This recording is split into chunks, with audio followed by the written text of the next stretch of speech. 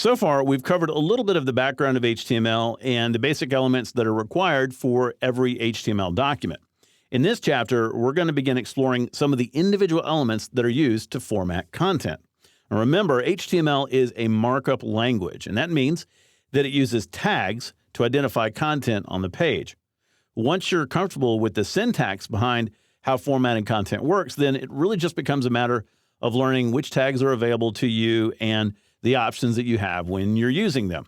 So before we get started too deep in the chapter going into the individual elements themselves, I just want to show a quick example of how HTML tags are used to format content. And this is sort of going to reinforce a little bit about what we learned earlier in terms of HTML syntax. So I have the format.html file opened up here from the 03_01 directory. I've repositioned my windows so that brackets is on the left-hand side. The Chrome browser is on the right-hand side. I have live preview turned on so I can switch back and forth between them. Tell you what, let me take Chrome and let me increase the size of the text. Now, in brackets, right now, if I look at the HTML file, within the body tag, I just have a single line of text that says, "What am I?" And right now, currently, it is nothing. There's no tag wrapped around it whatsoever, so this is what we call unformatted text. Now, most browsers or user agents are going to display that using whatever their default formatting is, and typically that's going to end up looking like a paragraph. But don't be fooled. For other user agents, they're going to look at this text and not understand what it is, and it's not going to have any identification. There's no way for it to understand what this content is or what it's supposed to do. So to format it, all we need to do is wrap it in whatever tag we want to use to identify it. Now, in the past, we've done things like paragraph. We've even done a heading or two. I want to show you an element that we haven't used yet, and that would be the pre tag. That stands for pre-formatted. So remember, when we're using a tag, we do the left angle bracket, and then the character or characters that describe the element, and then the right angle bracket. And also remember that most tags are going to require a closing element as well. You'll notice that as soon as I did that and saved the file, if I look over there in the browser, it's changed the rendering of the text. It now renders in a monospaced font. What am I? Okay, so what does pre-formatted text do for us? Well, pre-formatted text basically tells the browser that I want this text to display however you see it within these tags. And that means that it respects things like white space. If I added a bunch of space, it would add it. Line breaks. So it allows me to do things like displaying code snippets, and that's what it's typically used for, or poems, things where the formatting is a specific way. Most browsers default to using a monospace font because pre-format is used so often with code examples. Now, it doesn't have to be pre-formatted text, obviously. We could change it to something else, such as an H4. So if I change both the opening and the closing tags to H4, now you'll see that it changes in rendering and it sort of appears big and bold. Now, there's a little bit of a misconception about what the browser's doing versus what's going on within the code. You can see that this is a heading 4. If I change it to a heading 1, you're going to see it gets a lot bigger. If I go down to a heading 6, which is the lowest tier of heading, it gets a lot smaller. And in the old days of HTML, before CSS became really popular, it was pretty common for a designer to choose the heading they want based upon the size of the text they were looking for. If they wanted it really big, they used a heading 1. If they wanted it really small, they would use a heading 6.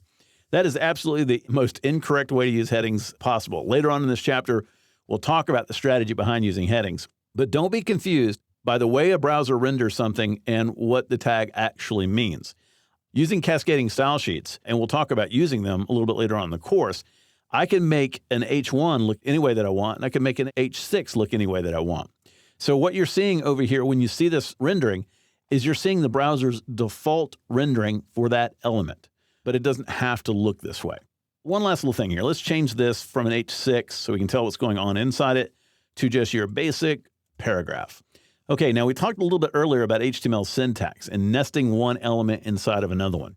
To do that, we simply take content inside of one tag, which in this case is the paragraph tag, and wrap an element or elements of that in another tag. Well, let's say we want to emphasize the word am. Maybe I wanted to italicize it, for example. Well, to do that, I could use the I tag. And remember, you have to have both the opening and the closing I tag. As soon as I do that, it italicizes it. And now I could do things like bolding it. So you change this to a B tag. Now it's going to change and be bolded. By the way, that blue line, don't let that distract you. That's just part of the live preview. Whatever I click on, it sort of highlights that for me. I've used italic and bold. Now, both of those are presentational tags. And Earlier in HTML4, they were stripped out because CSS was used. Basically, it was a strategy to remove all the presentational markup from HTML and let CSS handle that. That's a really good idea, but there are a lot of instances and cases where default presentation is necessary. So they were reintroduced to HTML5. But there was a movement away from presentational tags to logical tags. And you can do sort of the similar thing with logical tags. I'm going to replace B with EM. EM stands for emphasis, and you can see it italicizes it. That's the default rendering within the browser. And to a person who's looking at your page visually, they wouldn't know the difference between an emphasis tag and an italicized tag. It looks exactly the same. However, to machines, such as screen readers, there is a difference. A screen reader would actually change its vocal inflection because this tag is now emphasized. What am I? Whereas if it was just italic, it would ignore it because that's presentational and it would just read it in a flat monotone. What am I? So a lot of times you do want to actually emphasize something instead of just changing it presentationally. In addition to emphasis, we also have strong. And strong is strongly emphasized, which in the browser is usually rendered as bold. So there are a lot of tags out there that seem to do the same thing visually, but behind the scenes, there's actually a logical reason for using them or not using them.